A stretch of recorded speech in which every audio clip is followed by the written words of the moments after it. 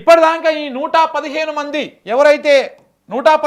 ఎవరైతే కమిషన్ ముందుకు పోయి కాళేశ్వరానికి మేము వ్యతిరేకం అని చెప్పినటువంటి వాళ్ళు ఎవరైతే ఉన్నారో వాళ్ళు పర్టికులర్ పాయింట్ అంశం మాత్రమే చెప్పడం జరిగింది. వాళ్ళకి ఎంతవరకు తెలుసో గంతవరకే పోయి చెప్పొచ్చారు. కానీ అలా తెలిసిందే వాస్తవం కాదు, గదే సబ్జెక్ట్ కాదు. నేను ఇంకొకటి కూడా చెప్తా ఎగ్జాంపుల్. సపోజ్ ఇది ఒక ప్రాజెక్ట్ అనుకో, ఇది ఒక పెద్ద ప్రాజెక్ట్ అనుకో. ఈ పెద్ద ప్రాజెక్ట్ దగ్గర చాలా రకరకాల పాయింట్స్ ఉంటాయి. ఇట్లా రకరకాల పాయింట్స్ ఉంటాయి, ఏవేవో పనులు పాయింట్స్ ఇట్లా రకరకాల పాయింట్స్ ఉంటాయి. ఇట్లా ఇవన్నీ ఉంటాయి అన్నమాట ఈ ప్రాజెక్టుకి. ఇక్కడ ఈ ఒక్క పాయింట్ ఏదో తప్పైందని అనుకుందాం. ఇక్కడ చిన్న పొరపాటు జరిగింది, తప్పైందని అనుకుందాం. అంత మాత్రాన ఇది మొత్తం తప్పని కాదు. ఈ పొరపాటు ఏదైతే ఉందో ఈ పొరపాటును సరి చేసుకోవాలి. ఆ చిన్న తప్పు ఏదైతే ఉందో దాన్ని సరి చేయాలి. ఆ మిస్టేక్ని సరి చేసి ఈ మొత్తాన్ని అది చేసుకోవాలి. ఇక్కడెక్కడో చిన్న మిస్టేక్ జరిగితే ఇగో దీని మొత్తానికే వ్యతిరేకంగా ప్రొజెక్ట్ చేస్తూ ఉన్నారు ఈ సోకాల్డ్ బ్యాచ్ అంతా కూడా. అది తప్పు. ఇక్కడ ఎక్కడైతే పొరపాటు జరిగిందో దాని విషయంలో ఏం జరిగిందో అది చూసి దాన్ని మాత్రమే మనము సరి చేసుకొని ఈ మొత్తాన్ని వాడుకోవాల్సినటువంటి అవసరం ఉంటుంది. వాస్తవానికి కూడా ఇప్పటికి కూడా ఎగ్జిట్గా కూడా మొత్తాన్ని యూజ్ చేస్తూనే ఉన్నారు. ఈ మొత్తాన్ని కాళేశ్వరం మొత్తాన్ని ఇప్పుడు వాడుతూనే ఉంది ఇప్పటి ప్రభుత్వం కూడా. కేవలం 3 బరాజులను బంద్ పెట్టింది. ఆ 3 బరాజుల వాల్యూ కూడా ఎంత 9,700 కోట్లు బంద్ పెట్టింది. మిగతా అంతా రిజర్వాయర్లు కానీ టన్నెళ్ళు కానీ పంపులు కానీ అన్నిట్లను కూడా ఈ కాళేశ్వరం ప్రాజెక్టు కింద ఏర్పడిన ప్రతి ఒక్కదాన్ని ఇప్పటి ప్రభుత్వం కూడా యాజ్ ఇట్ ఈజ్గా వాడుతూనే ఉన్నది. రంగనాయక సాగర్కి నీళ్లు రావాలంటే అనంతగిరి రావాలి, ఆడికి రావాలంటే మిడ్ బానేరు నుంచి రావాలి, మిడ్ బానేరు నుంచి రావాలంటే పంపులు పెట్టాలి, మోటార్ వేయాలి. ఆ పంపులు ఎక్కడివి? కాళేశ్వరంవి. అనంతగిరి రిజర్వాయర్ ఎక్కడిది? కాళేశ్వరంలో భాగం. ఆ నుంచి పంప్ ఎక్కడిది? కాళేశ్వరంలో భాగం. ఆ నుంచి రంగనాయక సాగర్ ఎట్లా వచ్చింది? కాళేశ్వరంలో భాగం. ఆ నుంచి రంగనాయక సాగర్ నుంచి మల్లన్న సాగర్కి ఎట్లా వచ్చింది? మధ్యలో పంపులు ఎట్లా పెట్టిర్రు? కాళేశ్వరంలో భాగం. ఇదంతా కూడా కాళేశ్వరమే. ఏ 3 బరాజులో ఏ ఒక్క బరాజో ఒక పంప్ హౌజో కాదు కాళేశ్వరం అంటే. అదొక పెద్ద సమూహం లెక్క ఆది నుంచి చివరి దాకా ఆ చివరి కాలువ దాకా కాళేశ్వరంలో భాగమే. సో కాబట్టి ఈ అంశాలని పూర్తి స్థాయిలో వాళ్ళు చెప్పరన్నమాట. ఎక్కడైతే పర్టికులర్ పాయింట్ ఉంటుందో ఆ పర్టికులర్ పాయింట్ని మాత్రమే వ్యతిరేకిస్తారు. కమిషన్ కూడా ఇప్పటిదాకా అదే కన్ఫ్యూజన్లో ఉండే. కోదండరాం వచ్చి ఒకటి వ్యతిరేకించిపోయిండు, ఇంకొక ఆయన వచ్చి ఇంకోటి వ్యతిరేకించిపోయిండు.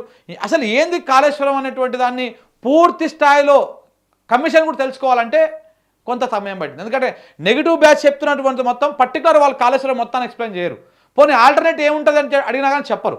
ఇప్పుడు ఇదే కోదండరామరెడ్డి కానీ ఇదే వ్యతిరేకిస్తున్నటువంటి వాళ్ళందరూ కానీ కాళేశ్వరం కాదు, మేడిగడ్డ కాదు, లేకపోతే ఏంటి ఆల్టర్నేట్ ఎట్లా తెచ్చుకోవాలి నీళ్ళు అంటే వాళ్ళు చెప్పరు. మహారాష్ట్ర ప్రభుత్వం అనుమతి ఇచ్చింది అని మాట్లాడుతున్నారు రీసెంట్గా.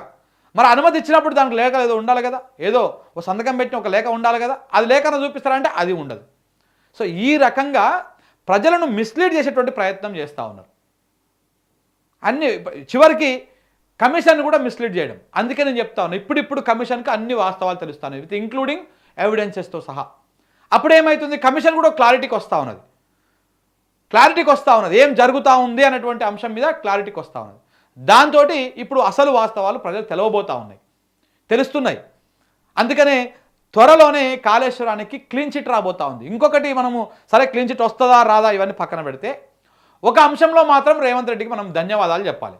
కాంగ్రెస్ మీడియాకు ధన్యవాదాలు చెప్పాలి, వాళ్ళ అనుకూల సోషల్ మీడియాకు ధన్యవాదాలు చెప్పాలి. ఎందుకంటే కాళేశ్వరం అనే సబ్జెక్టు ఎప్పుడు వచ్చినా కానీ ఆ పంపులు మునిగినప్పుడు ఒకసారి వచ్చింది, ఆ మేడిగడ్డ ఆ 2 బరాజులు కుంగినప్పుడు ఒకసారి వచ్చింది. అది ఎప్పుడు వచ్చినా కానీ 4 రోజులు 5 రోజుల ముచ్చట లెక్కనే మీడియాలో వార్తలు ఉంటుంది. తర్వాత మనం దాని గురించి మాట్లాడినా కానీ పెద్దగా ఓకపోవు. కానీ ఈ కాళేశ్వరం కమిషన్ పుణ్యాన దాదాపు సంవత్సర కాలంగా ఇది ముగిసిపోని సబ్జెక్ట్ లెక్క నడుస్తూ ఉన్నది. దాంతో మీరు ఎంతో డ్యామేజ్ చేద్దాం అనుకున్నారు, కాళేశ్వరాన్ని బొందబెడదామని ప్రయత్నం చేసిరు, ఈ మేడిగడ్డని అన్నార సుందిలని మొత్తం ముడిటని కూలగొడదామని ప్రయత్నం చేసిరు. కానీ తెలంగాణ సమాజానికి దాని ప్రాముఖ్యతను, మేడిగడ్డ ప్రాముఖ్యతను, అన్నారం ప్రాముఖ్యతను, సుందిళ్ళ ప్రాముఖ్యతను, ప్రాణహిత నీళ్ళని ఎట్లా వాడుకోవాలి, ఏ రకంగా నీళ్లు గోదావరిలో ఏడ నీళ్ళు ఉన్నాయి, ఆ నీళ్ళని ఎట్లా వాడుకోవాలి, ఇవన్నీ చర్చించుకోవడానికి ఒక అవకాశం దొరికింది ఈ సంవత్సర కాలంలో. కాబట్టి కాంగ్రెస్ ప్రభుత్వానికి రేవంత్ రెడ్డి గారికి నిజంగా హృదయపూర్వకంగా ధన్యవాదాలు చెప్పాలి మనం. మీరు చేయబట్టే, మీరు ఈ కమిషన్ ఏర్పాటు చేయబట్టే అది సుదీర్ఘ కాలం పాటు చర్చ నడిచింది. ఆ చర్చలో తెలంగాణ సమాజం ఇప్పుడు వాస్తవాలు తెలుసుకుంటుంది. ప్రాక్టికల్ కూడా కనపడతా ఉంది కదా. కాళేశ్వరం నడిచినన్ని రోజులు ఏ ప్రాబ్లం లేకుండా, ఏ ఇబ్బంది లేకుండా నీళ్ళు వచ్చినాయి, ప్రాణితలను ఎత్తుకొచ్చుకొని మన బోర్లు బావులు ఎలుగుకి వచ్చినాయి, పంటలు పండినాయి. కానీ 2 సంవత్సరాలకి వెళ్ళి వంతలేవు కదా, బోర్లు ఎండిపోతున్నాయి కదా. అసలు ఏమై ఉండొచ్చు? సాధారణ రైతు కూడా ఆలోచించడం మొదలుపెట్టిండు. అరే కేసీఆర్ ఉన్నప్పుడు కాళేశ్వరం మీద నీళ్లు పెట్టినప్పుడు వచ్చినాయి, మనకి ఇప్పుడు వస్తలేవు అంటే ఇదేదో కథ ఉంది అని సాధారణంగా వాళ్ళు కూడా ఆలోచించడం మొదలుపెట్టారు. ఎందుకంటే ఈ సుదీర్ఘమైనటువంటి చర్చ నడుస్తూ ఉంది కాబట్టి, ఈ 2 పంటలు ఎండిపోయినాయి కాబట్టి ఈ అన్నిటికీ కారణమైందన్నమాట. సో కాబట్టి తెలంగాణ సమాజం ఇప్పుడు తెలుసుకుంటుంది. దానికి కారణం కూడా రేవంత్ రెడ్డి గారే, దాంట్లో ఎలాంటి డౌట్ లేదు, ఎలాంటి అనుమానం లేదు. సో అది చేసినందుకు మనం ఆయనకు ధన్యవాదాలు కూడా చెప్పాలి మిత్రులారా. ఇది కాళేశ్వరానికి సంబంధించినటువంటి క్లీన్ చిట్ సంబంధించినటువంటి వ్యవహారం.